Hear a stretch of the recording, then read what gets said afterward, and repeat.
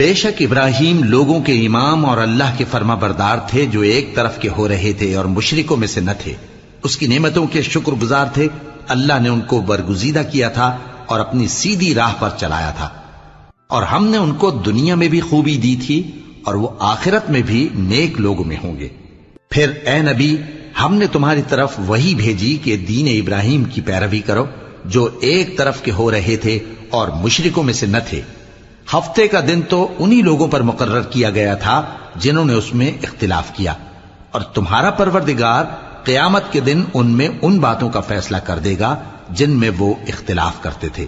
اے پیغمبر، لوگوں کو حکمت اور نیک نصیحت سے اپنے پروردگار کے رستے کی طرف بلاؤ اور بہت اچھے طریق سے ان سے مناظرہ کرو. جو اس کے رستے سے بھٹک گیا تمہارا پروردگار اسے بھی خوب جانتا ہے، اور جو رستے پر چلنے والے ہیں ان سے بھی خوب واقف ہے. اور اگر تم ان کو تکلیف دینی چاہو تو اتنی ہی دو جتنی تکلیف تم کو ان سے پہنچی، اور اگر صبر کرو تو یہ صبر کرنے والوں کے لیے بہت اچھا ہے.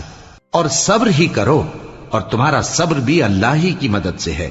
اور ان کے بارے میں غم نہ کرو، اور جو یہ سازشیں کرتے ہیں اس سے تنگ دل نہ ہو. کچھ شک نہیں کہ جو پرہیزگار ہیں اور جو نیکوکار ہیں اللہ ان کا مددگار ہے.